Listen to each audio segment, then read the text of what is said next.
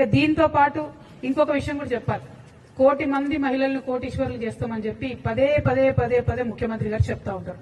అయితే ఆ సెర్ప్ వ్యవస్థలో, ఆ సెల్ఫ్ హెల్ప్ గ్రూప్స్ లో స్త్రీనిధి అనేటటువంటి ఒక ఆర్గనైజేషన్ కూడా ఉంటుంది.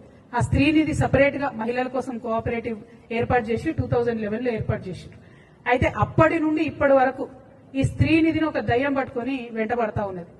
దాదాపుగా 14 ఇయర్స్ నుంచి ఒకటే ఒక వ్యక్తి, ఆయన పేరేంటిదంటే జి విద్యాసాగర్ రెడ్డి.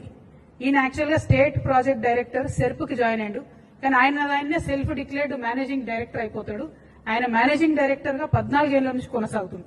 58 సంవత్సరాలు పైబడినటువంటి వ్యక్తిని కొనసాగించరాదని ఆర్బీఐ చెప్పినప్పటికీ కూడా ఆయన అట్లనే కొనసాగుతాడు. ఆయన ఎవరేమన్నారు. ఎందుకంటే ఎర్రవల్లి దయాకర్ రావు గారు అప్పుడు గ్రామీణ శాఖ మంత్రిగా ఉన్నప్పుడు, రూరల్ డెవలప్మెంట్ మినిస్టర్ ఉన్నప్పుడు డైరెక్ట్ గా ఎర్రవల్లి గారి ట్రస్ట్ కి సిఎస్ఆర్ ఫండ్స్, ఈ స్త్రీనిధి నుంచే సిఎస్ఆర్ ఫండ్స్ ఆయన ట్రాన్స్ఫర్ చేసి అప్పుడు బీఆర్ఎస్ గవర్నమెంట్ లో మేనేజ్ చేసుకున్నాడు. ఇప్పుడు కాంగ్రెస్ గవర్నమెంట్ లో కూడా అదే కొనసాగుతున్నది. కాంగ్రెస్ గవర్నమెంట్ లో కూడా అందరూ ఉద్యోగులు పదే పదే పదే కంప్లైంట్ చేస్తే కూడా ఒక ఎంక్వైరీ కమిషన్ వేసారు. దాని పేరేందంటే జీవో నంబర్ 523 ఎంక్వైరీ కమిషన్ వేసారు. ఇంతవరకు ఆ ఎంక్వైరీ కమిషన్ ఏమైందంటే సీతక్క గారు మాట్లాడతలేరు.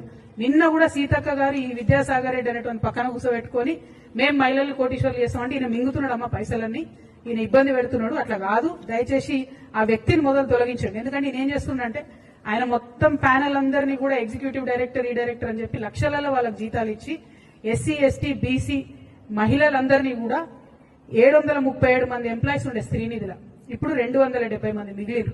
అందరినీ కూడా ఆయన తీసేసుకుంటూ వస్తున్నాడు. అన్ని రకాల రూల్స్ కూడా ఫ్లౌట్ అయిపోతా ఉన్నాయి. దీనికి ఖచ్చితంగా మీరు ఈ విద్యాసాగర్ రెడ్డి అనే వ్యక్తిని మీరు తొలగించాల్సిందే. ఆ స్త్రీనిధిలో జరుగుతున్నటువంటి అక్రమాలను ఖచ్చితంగా బయట పెట్టాల్సిందే. 523 జీవో ఎంక్వైరీ ఏమైందో కూడా సీతక్క గారు చెప్పాల్సిందే. మీరు చెప్పకపోతే మరి ఎర్రబల్లి గారికి ఎట్లయితే అండర్స్టాండింగ్ ఉండేనో మీకు కూడా ఉంటుందని అనుకోవాల్సి వస్తుంది. సీతక్క మంచిది నాకు తెలుసు, అట్లా చేయదు. కాబట్టి తొందరగా విద్యాసాగర్ రెడ్డిని తొలగిస్తారని చెప్పి నేను మనస్ఫూర్తిగా నమ్ముతా ఉన్నాను.